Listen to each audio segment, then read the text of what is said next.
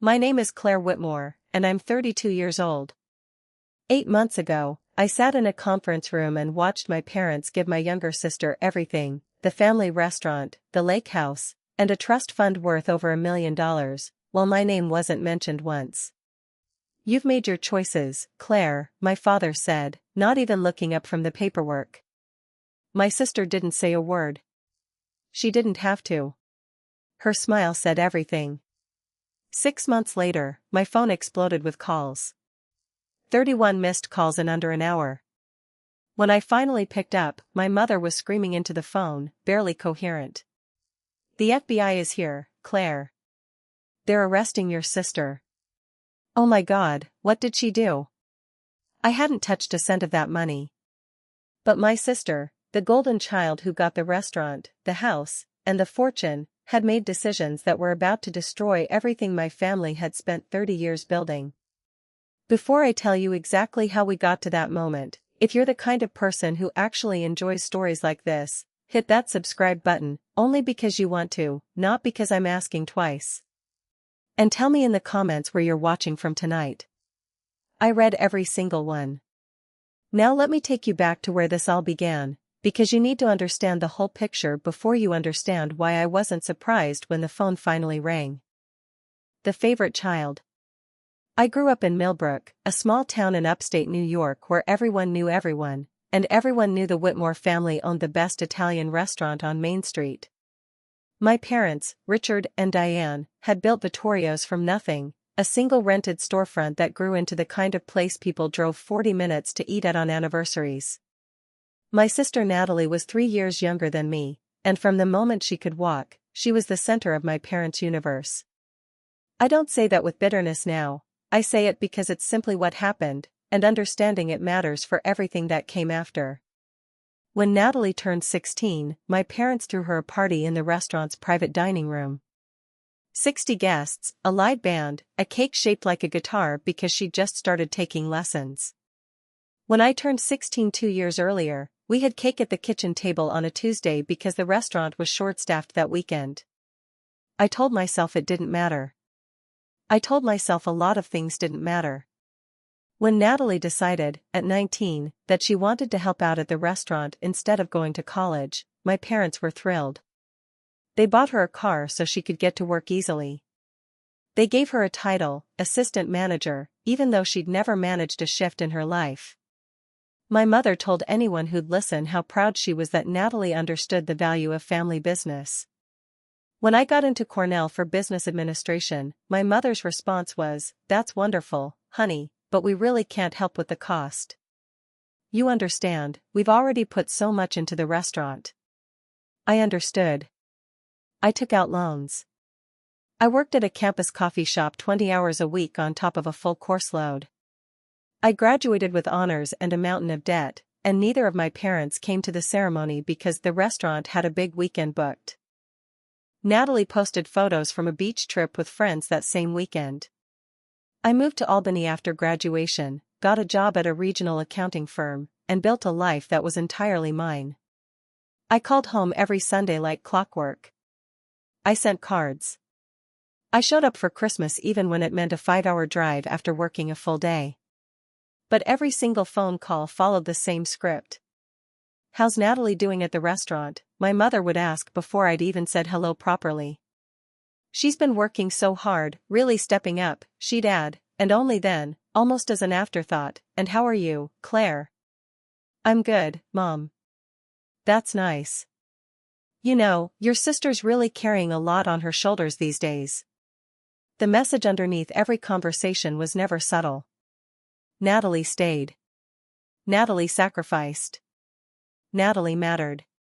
I was just the daughter who left to build something of her own, and somehow that made me the disappointment.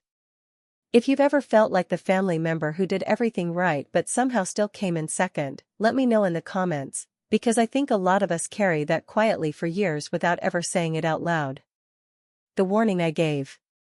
2 years before everything fell apart, my mother called me in a panic. It was tax season, and the restaurant's bookkeeper had quietly quit without notice, leaving a mess behind. "Claire, you're the accountant. Can you come look at things?" We're in over our heads. I drove 3 hours that weekend, sat down at the restaurant's back office with a laptop and a shoebox full of receipts, and started reconstructing a year of financial records. That's when I found it, a pattern of cash withdrawals over the previous 18 months totaling almost $90,000, all labeled vaguely as operational expenses, all in Natalie's handwriting, none of them backed by a single invoice or receipt. I found my mother in the kitchen. "Mom, I need to ask you about some withdrawals I'm seeing. $90,000 with no documentation. If the state audits this business, you're going to have a serious problem." Her face went rigid. "That's Natalie's department, Claire. She handles the day-to-day." "I understand, but this isn't about who handles what. This is about whether you can legally account for where this money went." Natalie walked in right as I said it, arms crossed. "Are you seriously going through my records? Mom asked you to help with taxes, not audit me." "I'm not trying to audit anyone. I'm telling you that if this gets flagged, it's going to look bad, and it's going to look bad fast. We've been running this business for 20 years, Claire. We know what we're doing." I kept my voice level, the way I'd learned to in every disagreement with this family. "I'm just saying, get documentation. That's all I'm asking." My mother's voice cracked with a coldness I'd heard aimed at other people, never at me until that moment. "This is exactly why we stopped asking you for help. You always find a problem to make out of nothing. I'm trying to protect this family." "We don't need protecting," Natalie snapped. "We need you to mind your business." I closed the laptop. I flew back to Albany the next morning and never brought it up again. I told myself I'd done my part. I told myself it wasn't my responsibility to save people who didn't want saving. I didn't know then how much that $90,000 was just the beginning of something much bigger. The email. The email arrived on a Wednesday morning in November. Subject line, "Family meeting, please confirm attendance." It was from an attorney named Gerald Fenwick, someone I'd never heard my parents mention before. "Dear Claire, your parents have requested a meeting to formalize certain estate and business decisions. Your presence is requested Friday at 11 a.m. at our offices in Saratoga Springs. Please confirm." I stared at the screen for a long time. My father was 63 and in good health. My mother walked 3 miles every morning without fail. There was no reason for sudden estate planning unless something had changed that nobody had told me about. I texted Natalie, "Do you know what this meeting is about?" No response for 6 hours. Then finally, "You'll find out Friday." I called my mother that night. "Mom, what is this meeting about? Is someone sick?" "Everyone's fine, Claire. We just need to finalize some things as a family. Can you be there Friday or not?" "I'll take the day off. But can you at least tell me what we're discussing?" "Friday, Claire. Don't be late." And she hung up before I could ask another question. I booked a hotel for Thursday night so I wouldn't have to rush the drive.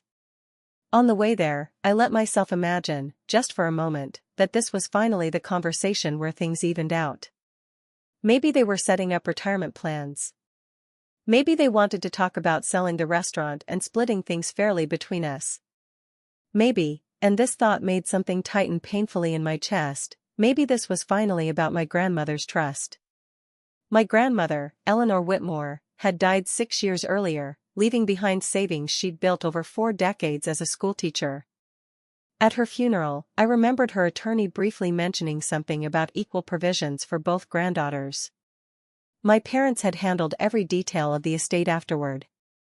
I'd been too consumed by grief to ask a single follow-up question, and I trusted them completely to do right by it.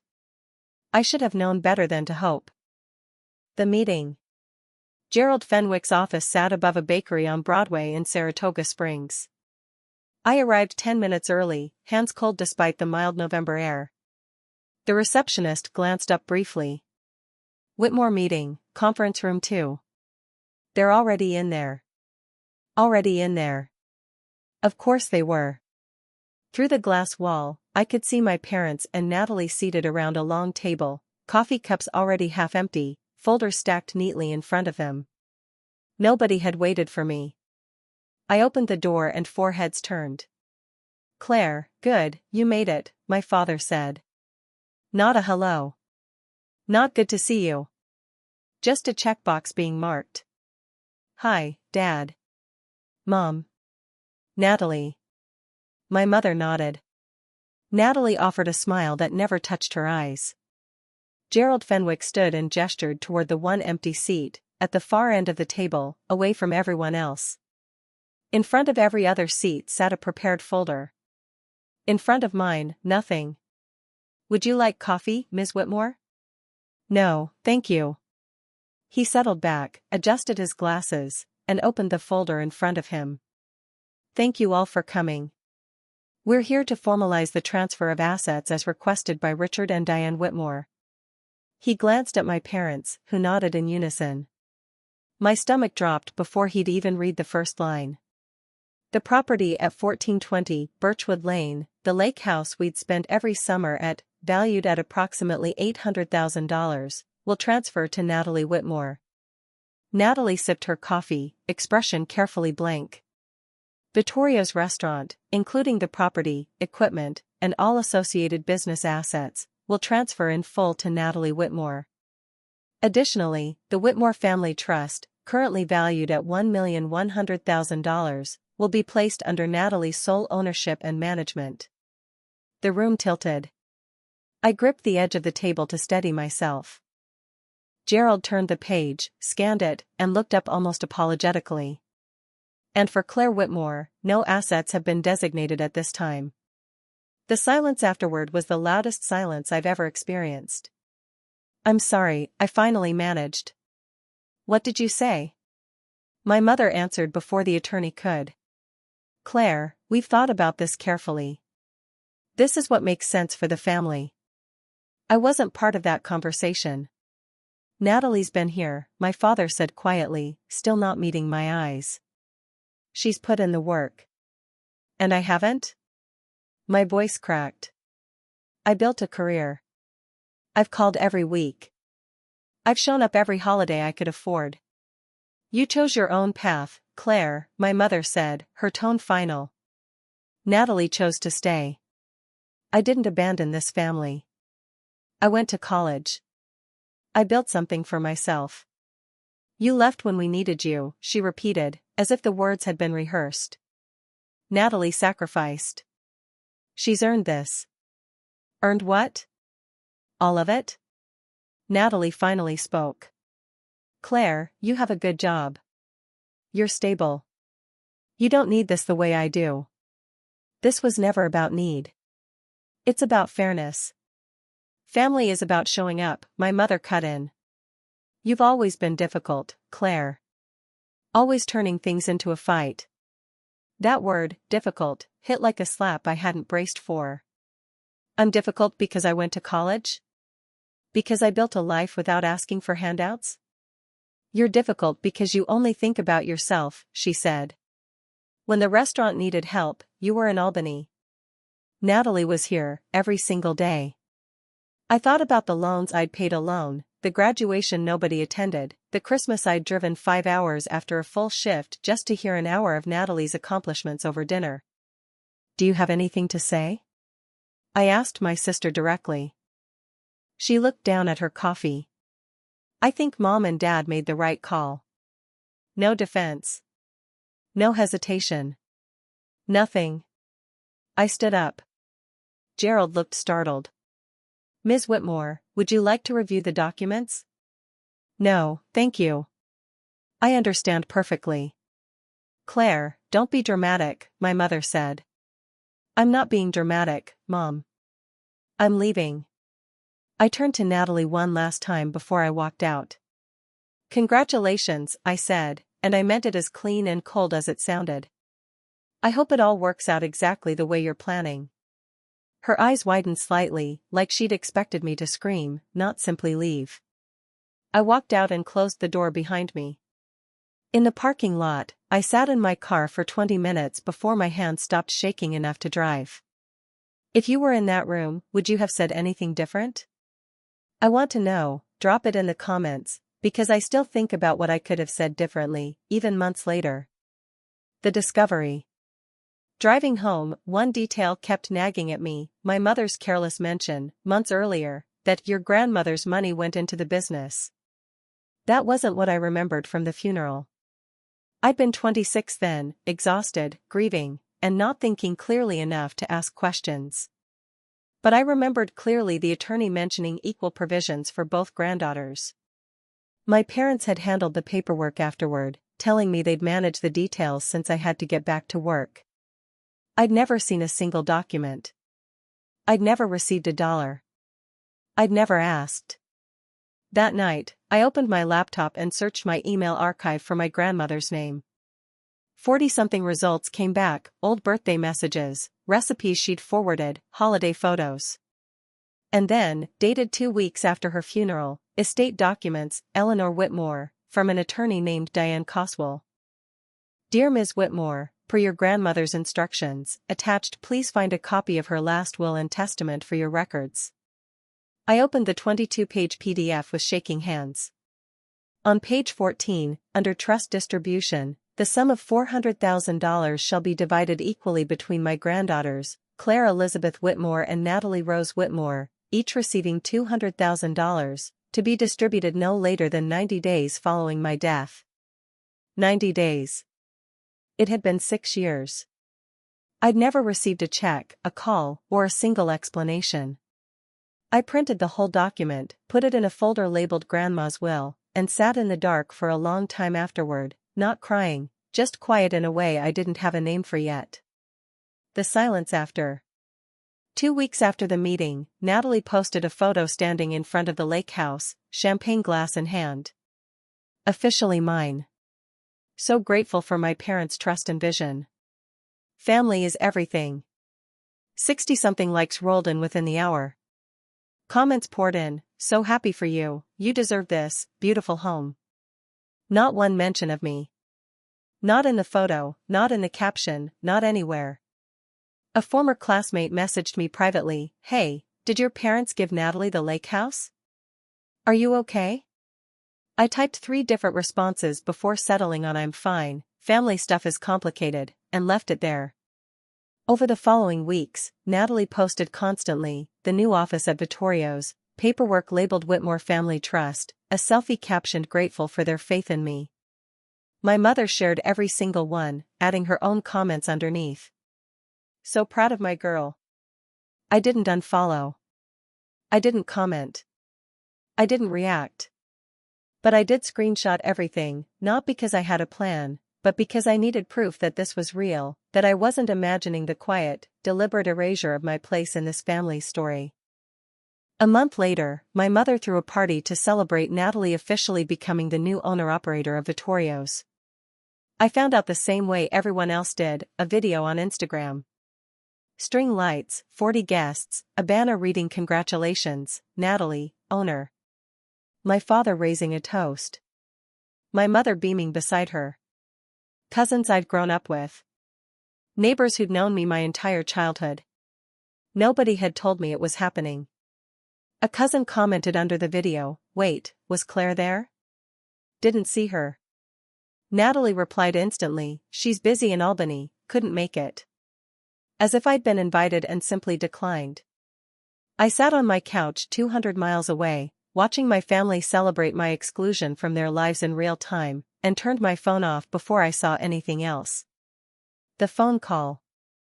3 months after the meeting, Natalie called me directly for the first time since I'd walked out. Hey, it's Natalie. I know. What's going on?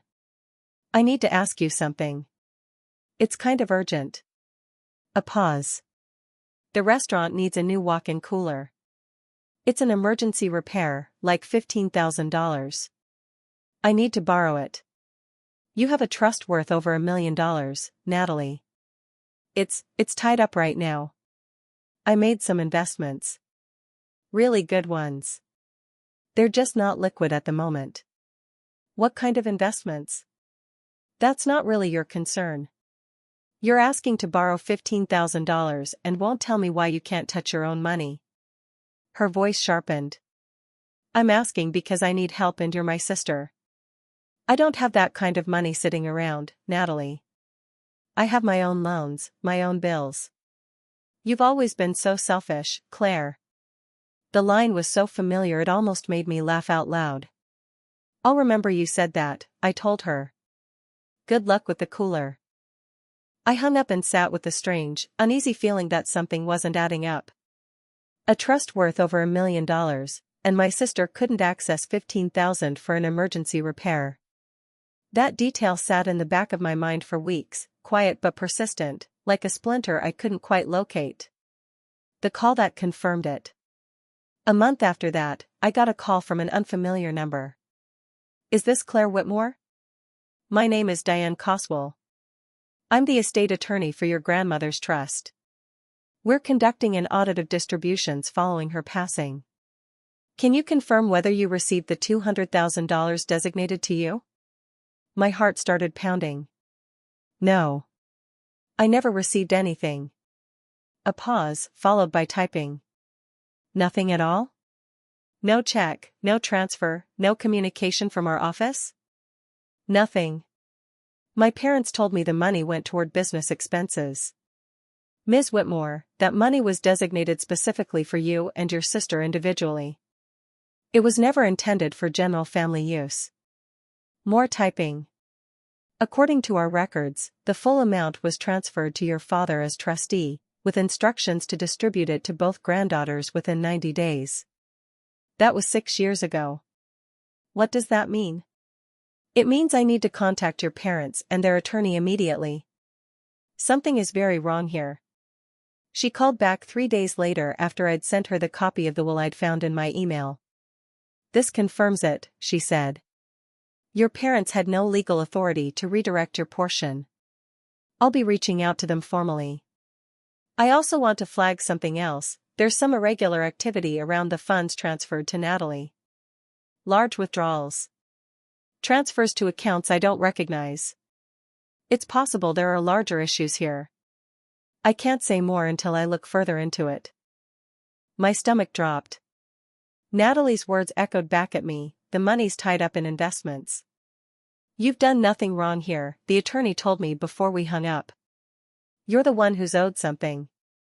My job is to make sure you get it. In the meantime, I'd ask you not to discuss any of this with your family yet. If there's something bigger going on, I don't want anyone moving money around before we understand what we're dealing with. I agreed. I hung up the phone and sat very still, understanding that whatever was coming, it was bigger than an inheritance dispute now. Have you ever had that moment where one phone call rearranges everything you thought you understood about your own family? Tell me about it below. I promise I read every comment on these stories. The FBI. 5 months after the meeting, everything came apart at once. I was in a client meeting, phone face down on the table, when I felt it buzzing repeatedly. I ignored it through the entire hour. When the meeting ended, I picked it up and froze. 31 missed calls. 11 from my mother, 6 from my father, 14 from Natalie. Text messages stacked one on top of another. Claire, call me now. This is an emergency. Claire, please, pick up your phone. The FBI is here. I stepped into an empty office and called my mother back. She answered before the first ring finished, already sobbing. Claire, thank God. They're here. The FBI is at the restaurant right now. They came with a warrant. They're taking the computers, the files, everything. Why? What's going on? They're saying something about wire fraud. Money laundering. Claire, what did Natalie do with that trust fund? Mom, I never touched a cent of that money. I don't know anything about this. She said you reported her. I never reported anyone. I don't even know what's happening right now. I heard shouting in the background, my father's voice, frantic. Tell them she didn't know what she was doing. You're an accountant, Claire, explain this to them. Dad, I can't do that. I don't know what she did. There was a crash, my mother screaming. They're taking everything, Claire.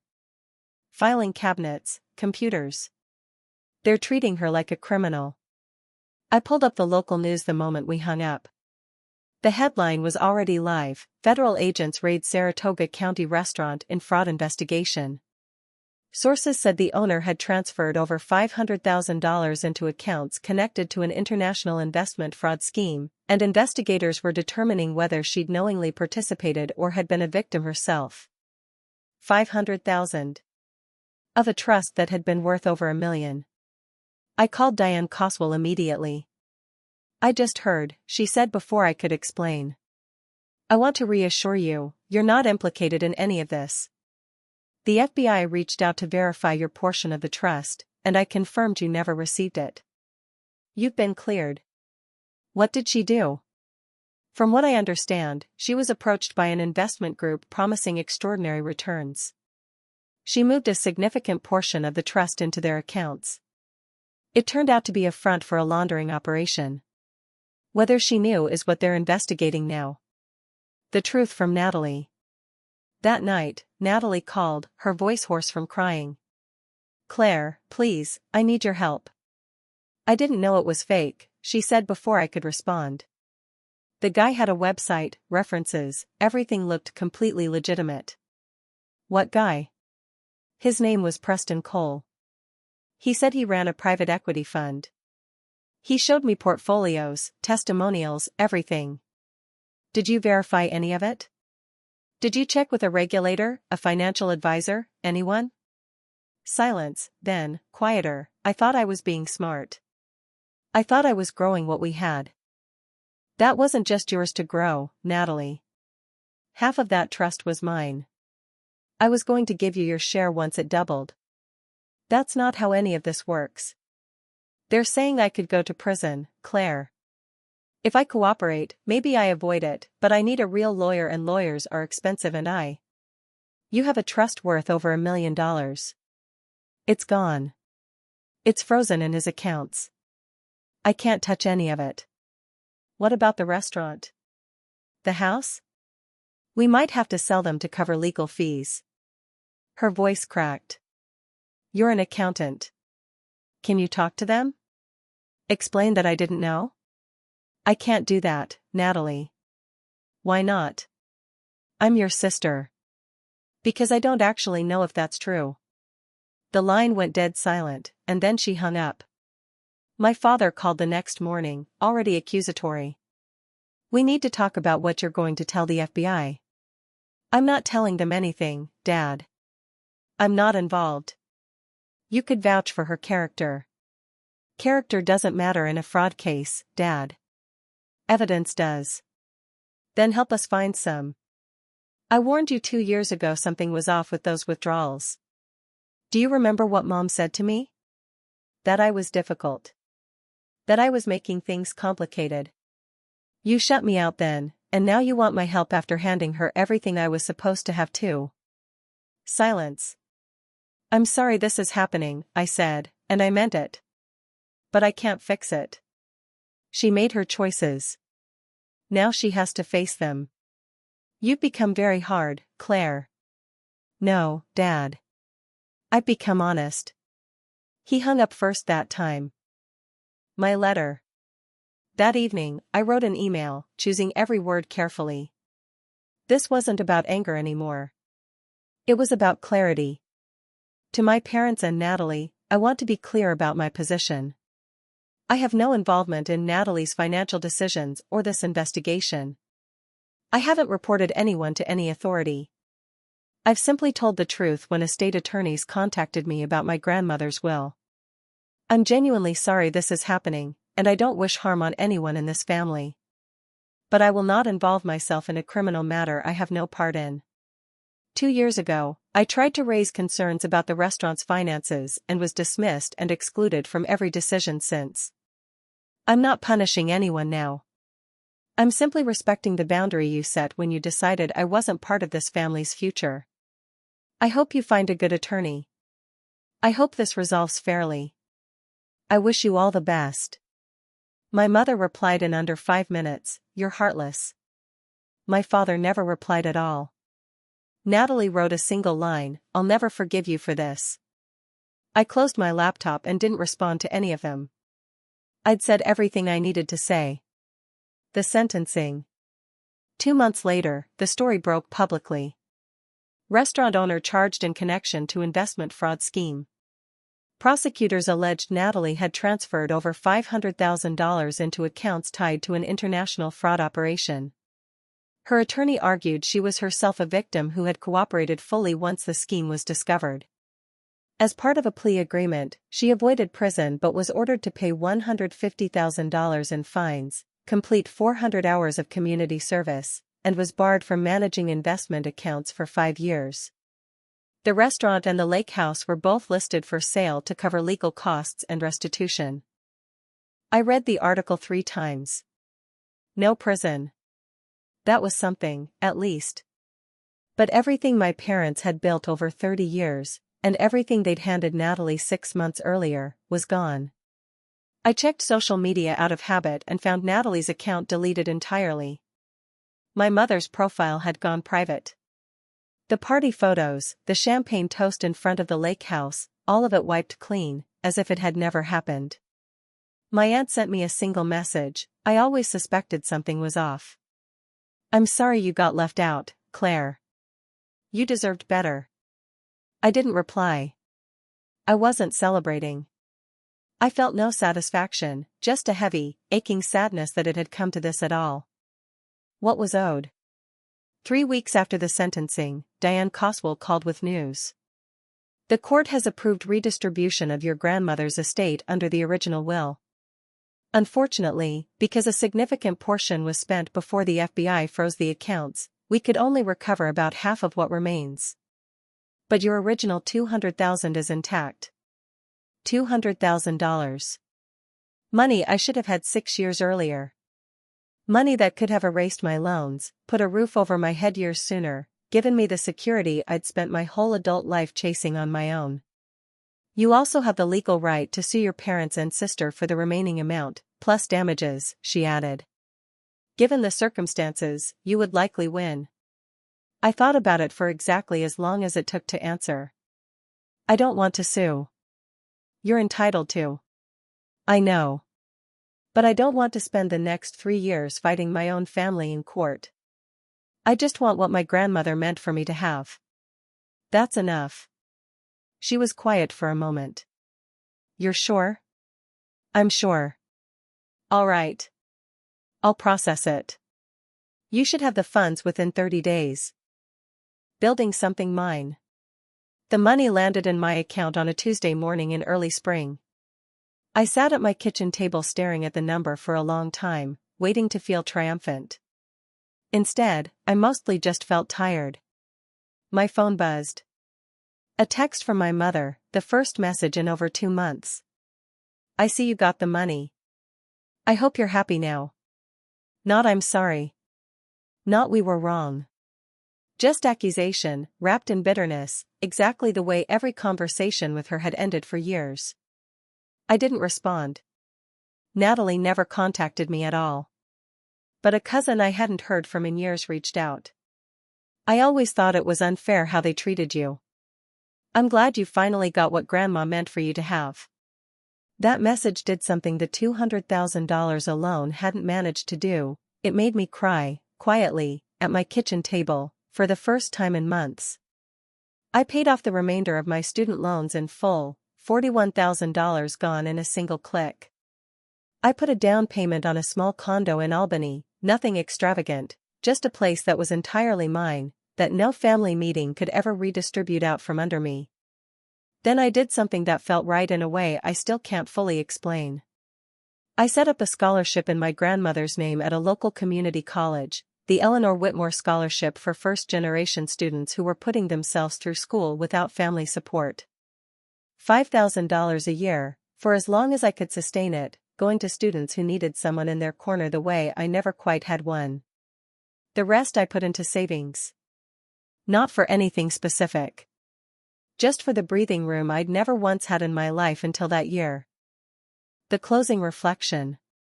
6 months after moving into my condo, I sat by the window on a quiet Saturday morning and thought back to the day in that conference room, the day my parents handed my sister everything and called me difficult for wanting fairness. I used to think that was the lowest moment of my life. Now I understand it was actually the beginning of something else entirely. Because walking out of that room meant I stopped waiting for them to finally see my worth. I stopped shrinking myself down to fit inside a family that had no space reserved for me. Did I wish things had gone differently? Every single day. Did I wish my parents had loved us both equally? Of course. But wishing never once changed what was true, and what was true was that they had made their choices long before I ever understood what those choices would cost me. Some people will say I should have shown up for Natalie no matter what. That family means unconditional support. But I learned something slower and harder than that: love without respect isn't love. It's a transaction dressed up in sentiment. And boundaries were never cruelty. They were the only form of self-respect I had left to give myself. I didn't get my family back. I didn't get an apology, and honestly, I've stopped expecting one. But I got something that mattered more in the end: I got myself back. The version of me that doesn't measure her worth by what other people are willing to hand her. If there's one thing I hope you take from this story, it's that setting a boundary with the people who raised you doesn't make you heartless. It makes you honest. For years I thought if I just kept showing up, kept proving myself, kept being patient, eventually they'd finally see me clearly. But people who've already decided not to see you never will, and that was never my failure to fix. It was theirs. Last month, an email landed in my inbox from Natalie. No subject line. I stared at it for a long time, finger hovering somewhere between delete and open. In the end, I did neither. I moved it into a folder labeled later and closed my laptop. Maybe someday I'll open it. Maybe it's an apology. Maybe it's something else entirely. I don't know, and for the first time in my life, I'm okay with not knowing right away. I built something I'm proud of, a home that's mine, a job I'm good at, a handful of people who actually see me. That peace doesn't depend on whether my family ever fully understands what they did. It's just mine now, and nobody gets to redistribute it in a conference room ever again. Thank you for sitting with me through this one. If you've ever had to set a hard boundary with people who were supposed to love you unconditionally, tell me about it in the comments. I read every single one, and I promise you're not the only person carrying a story like this quietly. If this one resonated with you, hit like and subscribe for more real stories on Clam Stories Time, and I'll see you in the next video.